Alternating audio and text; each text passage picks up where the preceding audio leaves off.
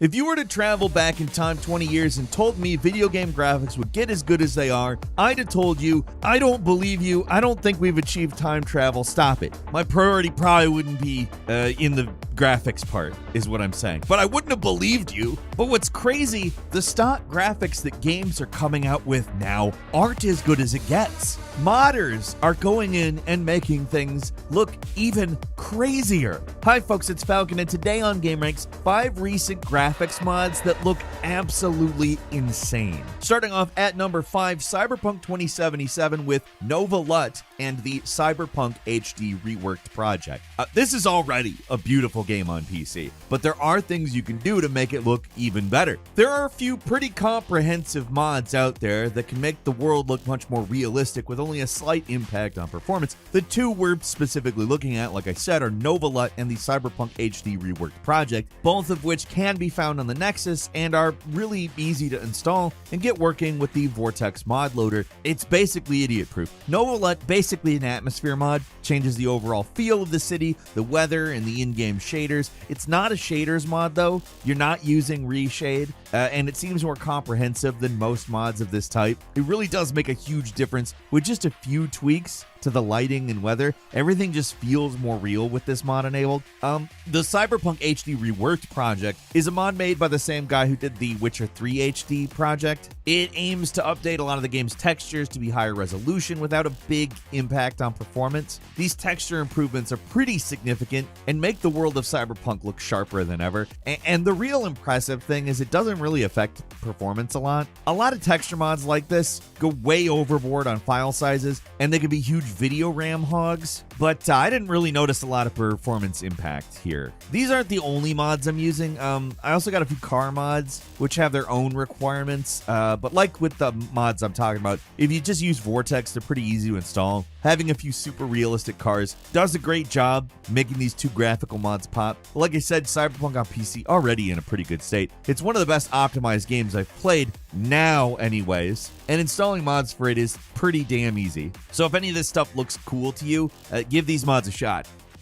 And number 4 is Hogwarts Legacy, the Ultra Plus Ultimate Visuals. If you really want to flex your PC's muscles, try out the Ultra Plus Better Lighting and Performance mod for Hogwarts Legacy with the insane graphics preset. This mod makes a lot of changes to the game, but the key differences are that they mostly fix the noisy ray-traced reflections.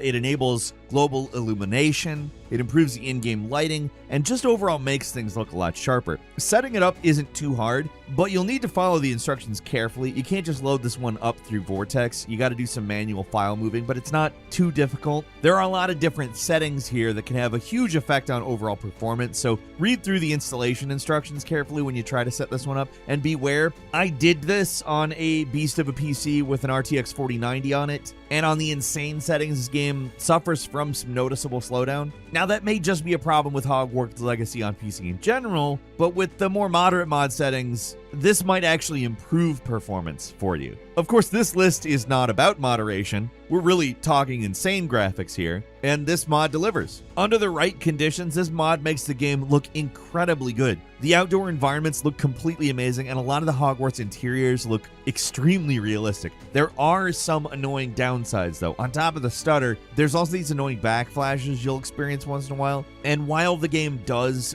fix the noisy ray-traced reflections, sometimes the global illumination can go nuts and it's fuzzy as hell in certain parts of Hogwarts. It's a work in progress after all, and to the mod author's credit, they have extensive how-to guides on the mod page, including ways to fix overall performance and some of the visual errors. These fixes do start to get a little complicated, but it's nice that they're trying. It's not a perfect mod, but in terms of graphical muscle, it may be one of the most impressive ones I've seen in recent years. When everything aligns perfectly, it makes this game look absolutely insane, and it's only going to get better from there as the mod author continues to do work on it.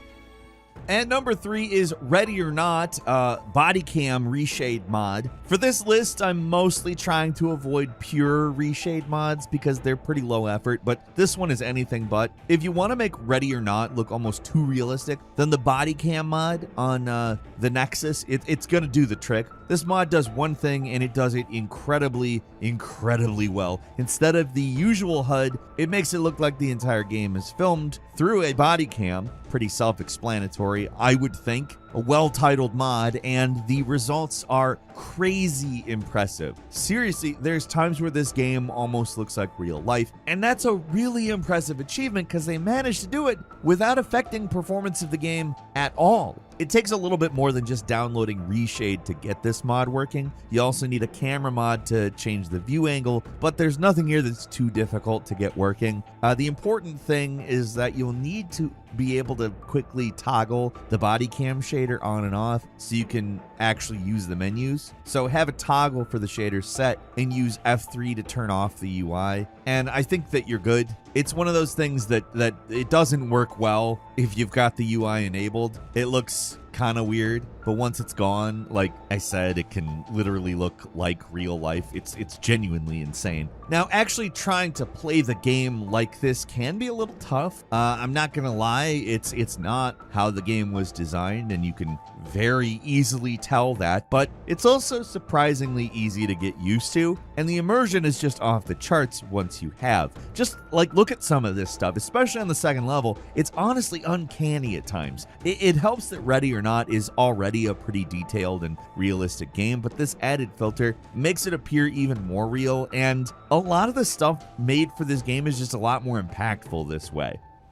And number 2 is the Resident Evil 4 remake, Evil Resident 2, the reshaded Evil 4 remake. Yeah, I'm not gonna even try to say that those are not confusing names, but it's not that confusing. So the Resident Evil 4 remake is an impressive looking game, but the visuals can look kind of muddy on the PC. The whole thing has that grayish filter over it that kind of mutes the colors. This mod, which is more than your basic reshade, fixes that. It's really more of a collection of Resident Evil 4 mods that come together to really make this game look like its best self. Getting all this stuff working requires a special mod loader, so you can't just use Vortex and install this stuff. But I found the setup relatively harmless and not without too much extra friction. You do need reframe work, the no color mod, and optionally the summer mod to get this one working. Once all that stuff is up and enabled, it's a simple process of getting a preset set up on Reshade and you're good to go. In this mod's case, I'd actually suggest making a few tweaks to the base settings because they really go overboard on the depth of field effects. Like, I mean, like to an absurd degree. Yeah, it looks cool in screenshots and in tight interiors, but when you're outside, it makes it look like Leon has glaucoma. It is pretty easy to toggle, and the mod author makes it clear how to do it on their page, so it's a really minor complaint. Even though this mod basically just changes some of the lighting and removes some post-processing effects, it really makes the game pop. It takes away a little bit of the gloomy atmosphere they're going for, but overall, I would say it's an improvement. The colors and environmental details really pop with this mod installed, and all the settings cranked up to max. It just looks so good. Like, the game looks sharper overall, at least in my case. Performance barely affected at all. So I feel like there's not really a good reason not to give this mod a try. At the very least, get the no color filter mod. It's extremely basic, but it makes a huge difference. A little added color goes a long way. And finally, Elden Ring in first person. This is a weird one, but it almost makes Elden Ring feel like a completely new game. All the credit for this idea goes to Snuggly the Crow on YouTube. They didn't make all these mods, but they came up with the idea to combine all of them. Out of everything I've talked about today, this is the most complicated to set up. You're getting deep in the mod weeds on this one. You need separate mod loaders for everything to get it all working correctly. And for this one, I have combined a lot of different mods to get the maximum visual effect here. The most obvious is the first-person Souls mod, which does exactly what it sounds like, and the texture improvement mod, which is a massive texture overhaul of Elden Ring's base textures. Those are the two really important mods here, along with a step dodge to make sure you're not giving yourself vertigo every time you dodge in first person. Snuggly also added the massive convergence mod, which makes the huge changes to the base game. It completely reworks a lot of encounters, rebalances things all over the place. It's basically an entirely new way to play the game, which is cool, but I left it out for this video mostly mostly so I could use my base save and show off just as much of the game as possible. Snugly also created a first-person reshade, which to their credit, it's one of the most subtle reshades I've ever seen. It's actually very good and makes first-person a lot more immersive, so I'd recommend trying that. To get it all working, you basically need to follow the instructions on the first-person Souls mod page. It has an easy-to-follow tutorial on getting all these mods in place and working. The texture mod, probably the one that's going to be the hardest and longest to get going. It's massive. You got to download every single available texture pack. It's going to add like 50 or more gigs to the game. And unfortunately, these higher definition textures can affect performance, which already isn't great. Elden Ring still has a bit of a stuttering problem on PC, and these mods don't help. It's not unplayable by any stretch, but it's something you'd think would be fixed by now. Playing Elden Ring, though, in first person is a surreal experience. It's almost like an entirely new game. The high-definition textures also make the environments look way more immersive than ever before, and the surprisingly decent first-person controls make the experience work pretty well. It's not a gimmick mod. I could see myself playing through the whole game this way. I'd probably go mage build because the giant enemies close range like this,